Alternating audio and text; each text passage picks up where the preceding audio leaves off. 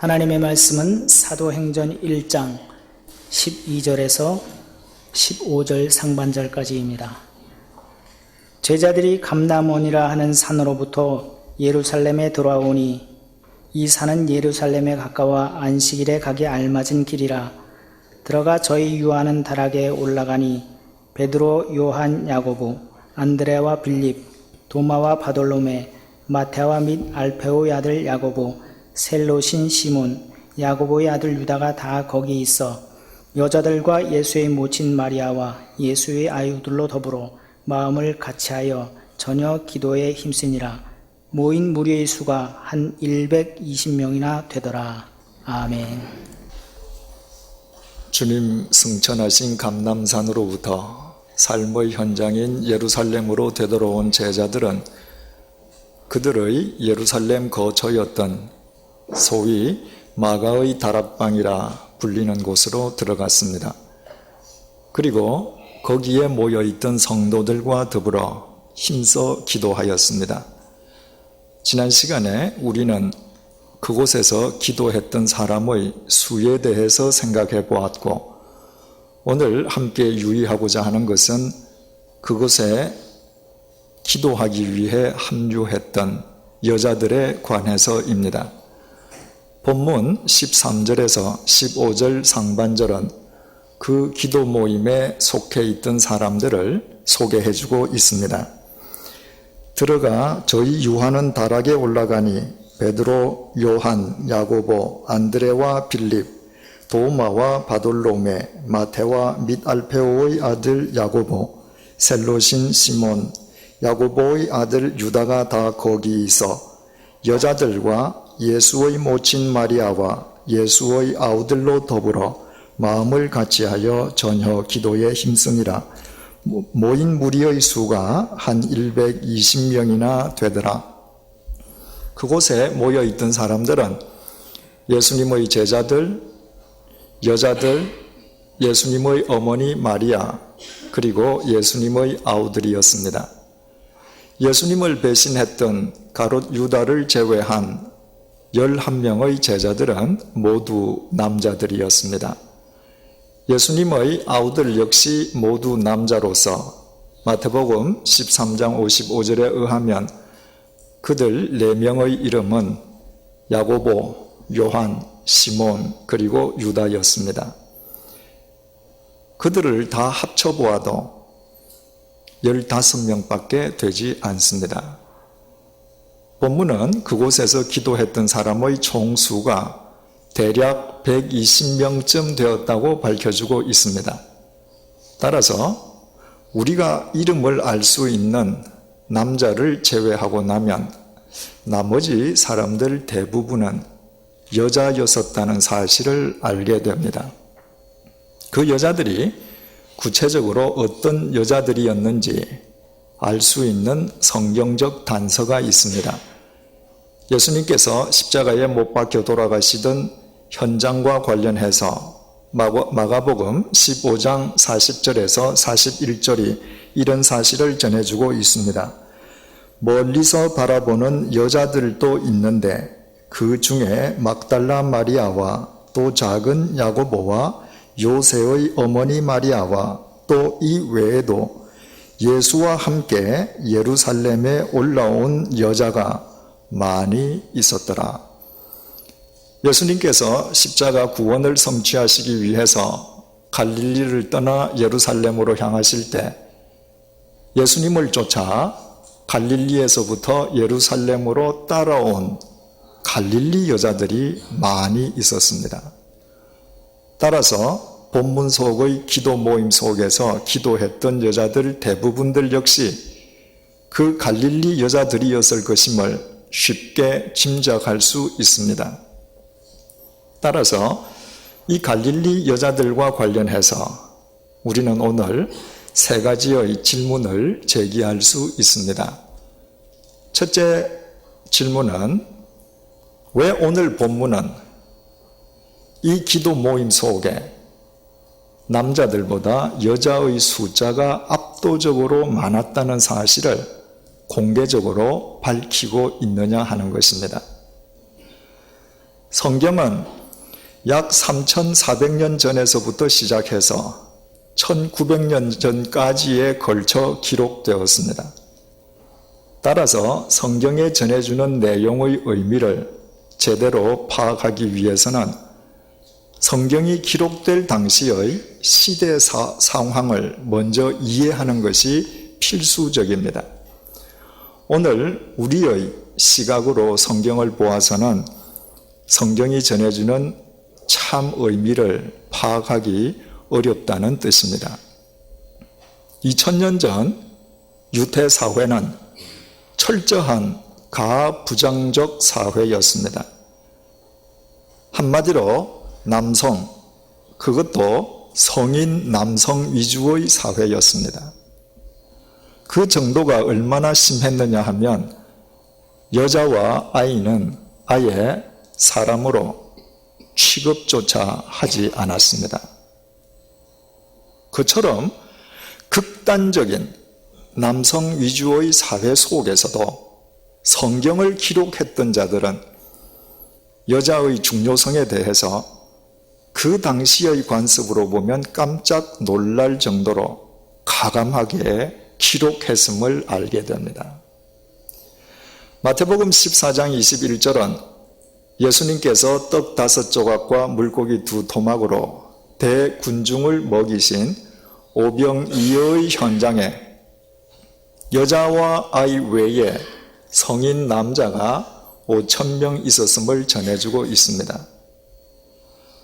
오늘 우리 시대의 관점에서 보면 그 구절이야말로 여자를 수에 포함시켜 주지도 않는 대표적으로 여자를 비하하는 구절로 보입니다.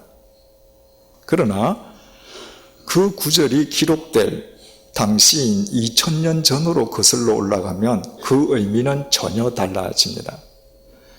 2000년 전의 관습으로는 그곳에 여자가 있었다는 사실 자체를 기록할 필요가 전혀 없었습니다.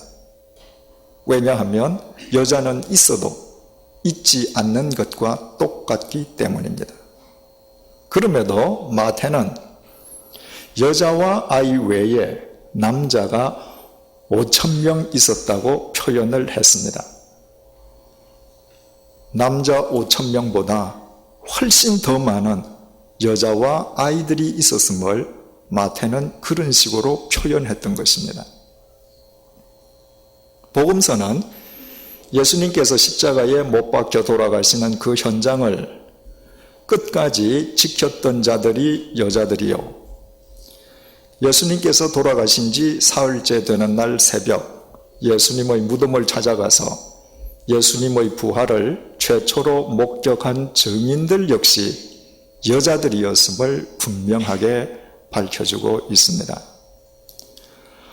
오늘 본문 속에서 여자들이 제자들과 더불어 기도하는 이 집을 가리켜서 일반적으로 마가의 다락방이라고 부르고 있습니다. 이 집 주인의 이름이 마가라는 데서 연유한 호칭입니다. 예수님께서 돌아가시기 전에 제자들과 이른바 최후의 만찬을 가지셨던 곳이 바로 이 집이요. 제자들의 발을 씻겨주시고 마지막 유훈의 말씀을 남기셨던 곳도 바로 이 집이었습니다. 부활하신 주님께서 제자들을 찾아오셨던 곳 또한 바로 이 집입니다. 그러나 성경은 우리처럼 이 집을 마가의 집이라고 부르지 않습니다. 사도행전 12장 12절은 이 집을 가리켜서 마가의 어머니 마리아의 집이라고 분명히 밝히고 있습니다. 마가의 아버지가 먼저 세상을 떠났다면 그 집은 응당 아들인 마가의 소유로 상속되게 됩니다. 그럼에도 성경은 유독 그 집을 마가의 집이라 하지 않고 마가의 어머니 마리아의 집이라고 기록했습니다. 그 까닭은 주님을 위해 그 집을 내어놓은 사람이 마가가 아니라 마가의 어머니였음을 강조하기 위함이었습니다. 2000년 전 당시로서는 상상을 불허하는 일이었습니다. 뿐만 아니라 오늘 본문은 바로 그 집에서 기도하던 사람들 가운데에 남자는 소수에 지나지 않고 절대 다수가 여자였음을 증언해주고 있습니다.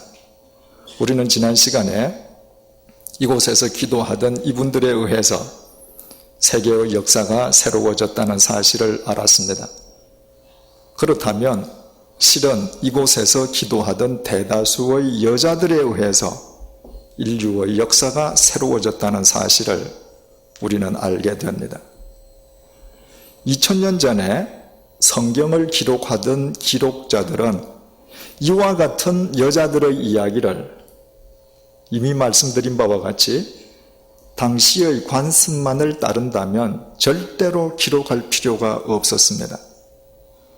그러나 성경 기록자들은 당시의 관습을 거스르면서까지 여자들의 비중을 역점을 두어 성경을 기록했습니다.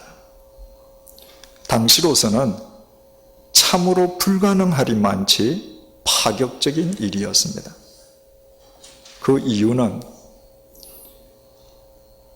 여자들의 역할이 얼마나 중요한지 역설해주기 위함이었습니다.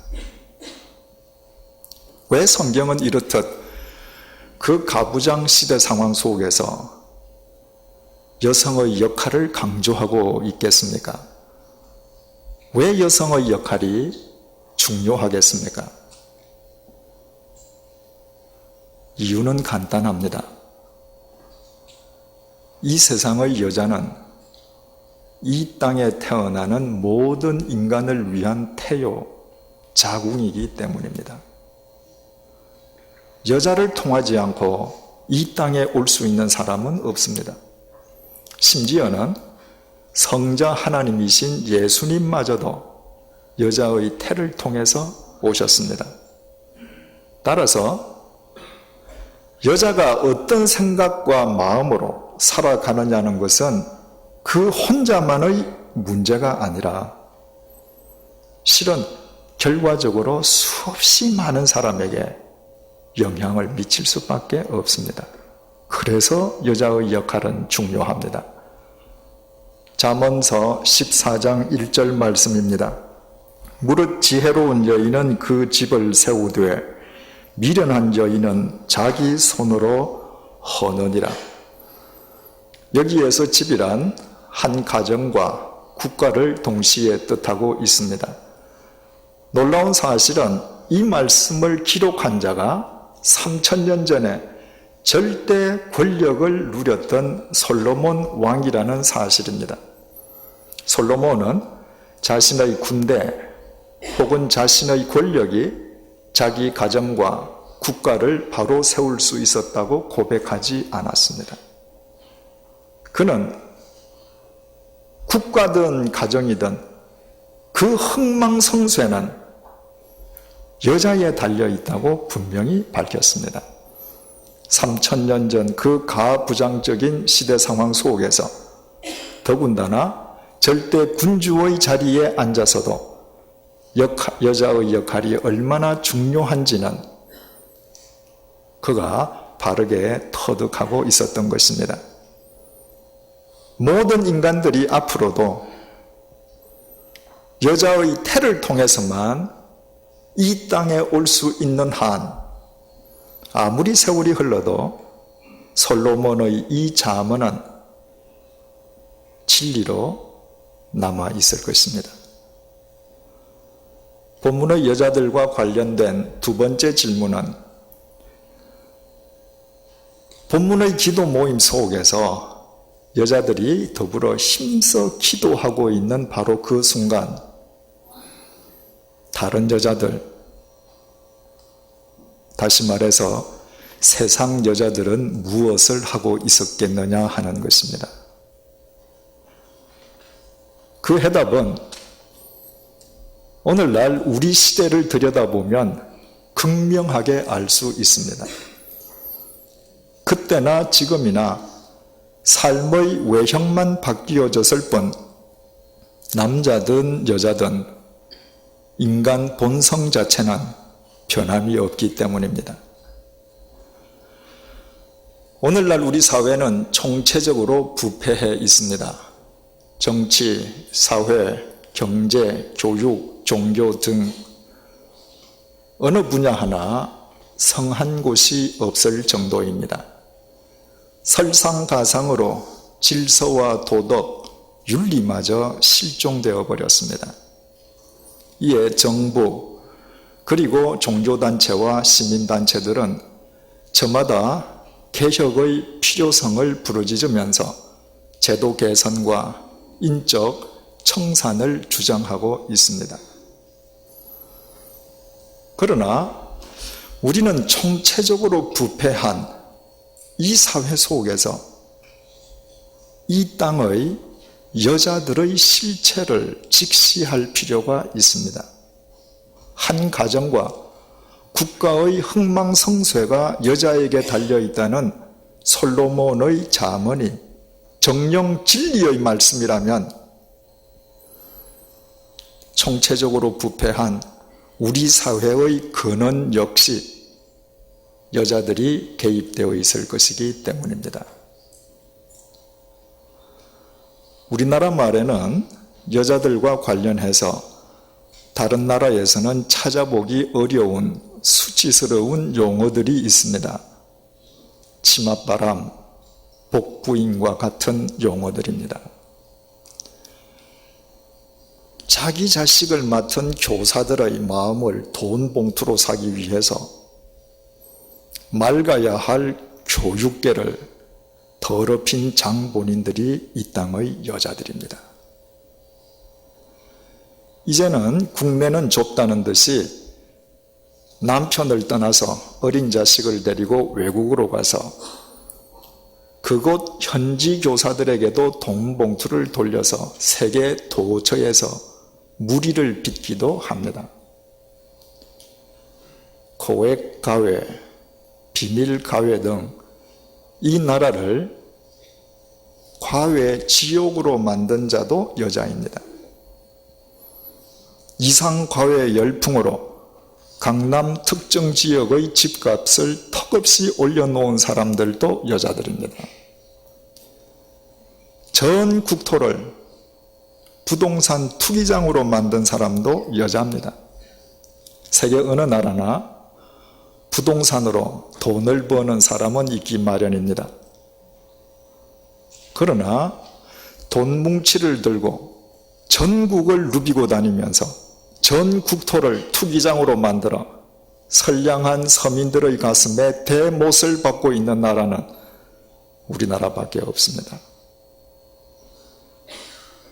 남의 집 자식의 생명을 담보로 얻은 국가 안보는 누리면서도 자기 아들만은 군대에 보내지 않기 위해서 불이한 방법으로 병력을 면제받게 하거나 아예 태어날 때부터 외국 국적을 취득하기 위해서 원정 출산을 시도하는 자도 여자입니다.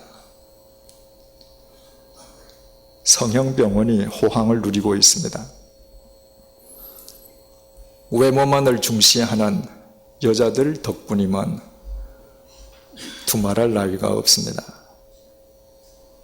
최소한의 예의 범절도 지킬 줄 모르는 어린 자녀들이 양산됨으로 인해서 이 나라의 미래를 걱정하지 않을 수 없게 된 것 또한 내 자식의 기만은 꺾지 않겠다는 지극히 자기중심적인 여자로 인함입니다. 단지 모양과 방법상의 차이만 있을 뿐 모두가 함께 더불어 살아가는데 절대적으로 필요한 공익에는 아랑곳 없이 자기 자신의 사익만을 추구하는 것 역시 서울이든 시골이든 서울 강남이든 강북이든 이 땅 인구의 절반을 차지하고 있는 여자로 인함입니다. 이것이 우리의 현실이라면 이와 같은 여자들의 영향 속에 있는 우리의 가정과 이 사회가 병들지 않고 건강하다면 오히려 그것이 이상한 일일 것입니다. 2000년 전에도 똑같았을 것입니다. 갈릴리 여인들이 함께 모여 기도하는 순간에 세상의 여자들은 자기 이기심에 사로잡혀 무엇이 옳고 그른지는 전혀 개의치 않고 단지 하고 싶은 대로 살고 싶은 대로만 살았을 것입니다. 잠언서 14장 21절의 관점에서 본다면 본문 속에서 기도하던 여자들이 자기 시대를 바로 세운 지혜로운 빛의 여인들이라면 세상 속의 여자들은 자기 손으로 자기 시대를 허문 미련하기 짝이 없는 여자들이었습니다. 이 두 부류의 여자들을 머릿속에 한번 그려보십시오. 그리고 가만히 생각해 보십시오. 여러분은 어느 쪽에 속해 있습니까? 이 여자들과 관련된 마지막 질문은 새 시대를 개막하는 이 역사적인 기도 모임에 왜 당시의 잘난 여자들은 모두 제외되었느냐 하는 것입니다. 이곳에 참여한 갈릴리 여자들은 당시로서는 빈민들이 모여 사는 시골 구석 출신들이었습니다. 요즘 말로 하면 한결같이 촌 여자들이었습니다. 그들에겐 학력, 경력, 출신 배경은 말할 것도 없고 예루살렘의 잘난 여자들에 비하면 무엇 하나 변변하게 내세울 것이 전혀 없었습니다. 그런데 이 여자들보다 잘나고 쟁쟁한 여자들은 왜 이 기도 모임에 들어올 수가 없었습니까? 어떻게 이처럼 보잘것없는 촌 여자들만 이 기도 모임의 일원이 될 수 있었겠습니까? 자고로 동서양을 막론하고 여자들은 자기 치장에 박습니다. 세계 유명 박물관을 찾아가 보면 그곳에 전시되어 있는 수천 년 전 여자들이 사용하던 장신구의 화려함에 혀를 내두르게 됩니다. 오늘날도 백화점의 최고 고객은 여자들입니다. 세계 유명 도시 공항 면세점이나 비행기 속에서 판매하는 면세품도 대부분 여자 화장품이거나 여자 장신구들입니다. 그 중에서도 값비싼 것들, 이를테면 명품 옷을 입고 명품 화장품으로 얼굴을 가꾸고 값비싼 보석으로 치장하면 귀 부인으로 대접을 받습니다. 그래서 자기 치장을 잘 할 줄 아는 여자일수록 자기를 더 귀하게 여기고 상대적으로 자신에 대한 자부심이 더 크게 됩니다. 이것이 당시의 잘나고 쟁쟁한 여자들이 이 모임에 끼일 수 없는 이유였습니다. 그들에게는 주님만 의지하기에는 스스로 믿을 것이 너무 많았기 때문입니다. 반면에 갈릴리 촌 여자들은 정반대였습니다. 그들은 배운 것도 가진 것도 없기에 자신을 꾸미거나 바꿀 거리가 전혀 없었습니다. 자신을 꾸밀 세상의 것이 없었기 때문에 그들이 붙잡고 의지할 수 있는 것은 오직 주님밖에 없었고, 그 믿음이 그들로 하여금 이 모임의 일원이 되게 해준 것입니다. 여자의 본성이 아름다움을 추구하는 데 있다면, 이왕이면 아름답게 보이기 위해 노력하는 것은 참으로 귀한 일입니다. 그러나 화장하는 것보다 화장을 지우는 것이 더 중요함을 잊어서는 안 됩니다. 화장을 지워야 할 때 화장을 지우지 않으면 그 화장으로 인해 오히려 얼굴을 망가뜨리게 됩니다. 그뿐 아니라 꾸며진 자기보다도 세상의 것으로 꾸며지지 아니한 자신의 본래의 모습을 인식하며 살아가는 것 또한 중요합니다. 그때에만 세상의 그 무엇으로도 꾸며지지 아니한 자신이 본질적으로 촌 여자들과 다를 바가 없다는 사실을 인식하고 오직 주님만 의지하는 갈릴리 여자들이 될 수 있습니다. 구약의 첫머리는 자기 손으로 자기 집을 허문 어리석은 여자의 이야기로 시작되고 있습니다. 우리가 잘 아는 바와 같이 하와입니다. 하와는 하나님께서 금하신 선악과를 먹으면 눈이 밝아져서 하나님처럼 될 것이라는 사단의 유혹에 빠져서 선악과로 자신을 치장, 하나님처럼 되려 했다가 자기 자신은 말할 것도 없고 자신의 남편마저 실낙원하게 했고 온 인류에게 원죄의 유산을 물려주는 가장 미련한 여자가 되었습니다. 반면에 우리는 신약 성경 첫머리에서는 오직 주님만을 의지했던, 그래서 자기 집을 바로 세웠던 또 다른 여인을 만나게 됩니다. 그 여자는 갈릴리 빈민촌 나사렛의 마리아였습니다.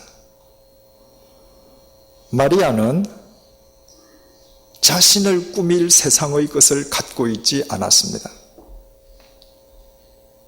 그래서 그는 오직 꾸며지지 아니한 자신의 원래 모습으로 주님만을 의지하는 믿음으로 하나님의 말씀으로 자신을 치장했습니다. 어느 정도였느냐 하면 하나님의 말씀으로 자기 인생을 치장하는데 자기 목숨을 걸 정도였습니다. 자기 태를 통해서 성자 하나님께서 성령님의 능력으로 태어날 것이라는 하나님의 말씀에 마리아는 전적인 순종으로 응답했습니다. 정원한 처녀가 홀로 아이를 갖는다면 약혼자가 보기에는 부정한 여자일 수밖에 없고 그 경우에 돌에 맞아 죽어야 한다는 무서운 율법도 마리아의 믿음을 꺾을 수는 없었습니다. 그처럼 그는 꾸밀 것이 없기 때문에 하나님의 말씀으로만 자신을 꾸몄던 결과 그리스도를 잉태하는 인류의 집을 바로 세우는 지혜로운 여자가 되었습니다. 바로 그 마리아가 새 시대를 여는 역사적인 이 기도 모임에 합류해서 힘써 기도하면 조금도 놀랄 일이 아니었습니다. 자기 욕망으로 자신을 치장했던 한 여자, 하와에 의해서 파멸되었던 인류의 역사가 자기 본래의 모습으로 하나님만을 의지했던 또 다른 여자, 마리아에 의해 회복되었습니다. 신약과 구약이 이처럼 여자의 이야기로 시작된다는 사실 자체는 여자의 역할이 얼마나 중요한지를 역설해주고 있습니다. 그러나 이 말이 남자의 역할은 전혀 중요하지 않다거나 남자는 아무것도 하지 않아도 좋다는 말은 결코 아닙니다. 인류 최초의 여자였던 하와로 인해서 인류의 역사는 파멸되었습니다. 그러나 하나님께서는 그 죄를 하와에게 묻지 아니하셨습니다. 하나님께서는 그 죄를 그녀의 남편이었던 아담에게 물으셨습니다. 하나님께서 선악과를 먹지 말라 하신 것은 아담을 향한 하나님의 명령이었고, 아담이 그 명령을 받을 때 하와는 아직 창조되기도 전이었습니다. 따라서 아담은 자신의 아내 하와가 선악과를 먹지 않도록 바르게 지켜주어야 할 자기 책임에 소홀히 했고, 하나님께서는 아담에게 그 잘못을 추궁하신 것입니다. 나사렛 빈민촌의 마리아가 그리스도를 잉태하는 성모 마리아일 수 있었던 것 역시 요셉 덕분이었습니다. 요셉은 자신의 약혼자인 마리아가 자기 모르게 아이를 가졌지만 그녀의 순결을 믿어주었습니다. 마리아가 아기 예수를 낳은 뒤엔 자기 친자식이 아님에도 불구하고 그 아이의 아버지로서 부양의 책임을 다해 주었습니다. 헤롯 대왕이 아기 예수를 죽이려고 했을 때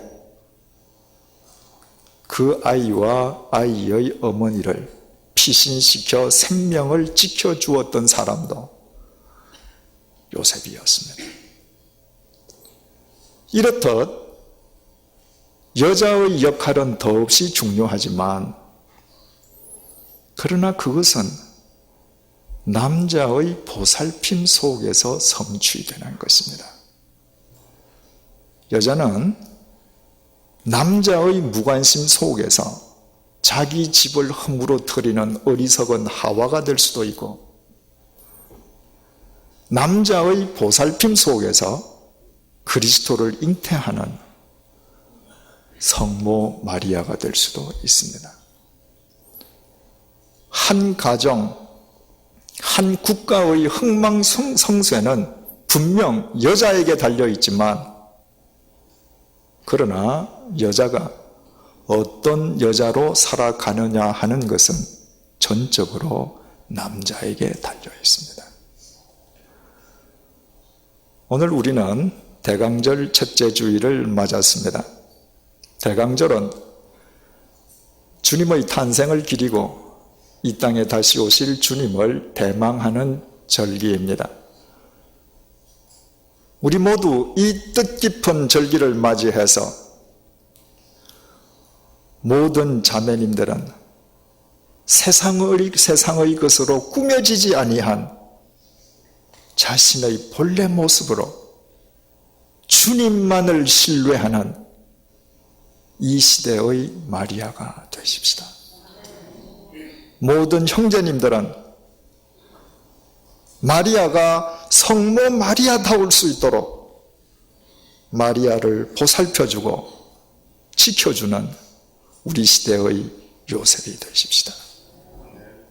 그렇게 살아간다면 우리의 삶 자체가 그리스도를 잉태하는 태가 될 것이요, 우리는 이 시대를 바로 세우는 지혜로운 그리스도인이 될 것이며 12월 25일 단 하루가 아니라 우리의 1년 12달 365일 매일매일이 생명 넘치는 성탄절이 될 것입니다. 기도하시겠습니다. 주님, 또다시 대강절을 맞았습니다. 지금 머리 숙인 모든 자매님들이 세상의 것으로 치장하지 않은 자신의 본래 모습으로 주님만을 의지하는 이 시대의 마리아가 되게 도와주십시오. 모든 형제님들이 마리아가 성모 마리아다울 수 있도록 보살펴주고 지켜주는 우리 시대의 요셉이 되게 도와주십시오. 우리 모두 더불어 이 시대를 바로 세우는 지혜로운 그리스도인이 되게 해 주십시오. 우리 중 그 누구도 우리 자신을 허무는 미련한 아담이나 하와가 되지 않도록 은총을 베풀어 주십시오. 그리하여 우리의 매일매일이 새로운 생명으로 충만한 성탄절이 되게 은총 베풀어 주십시오. 예수님의 이름으로 기도드립니다. 아멘. 우리 주 예수 그리스도 연애와 하나님의 사랑과 성령님의 교통하심이 이 시대의 마리아와 요셉이 되므로 매일매일이 그리스도를 잉태하는 성탄절이 되기를 소망하는 주님의 사람들과 100주년 기념교회 위에 이제로부터 영원토록 함께 해주시기를 간절히 축원하옵나이다. 아멘.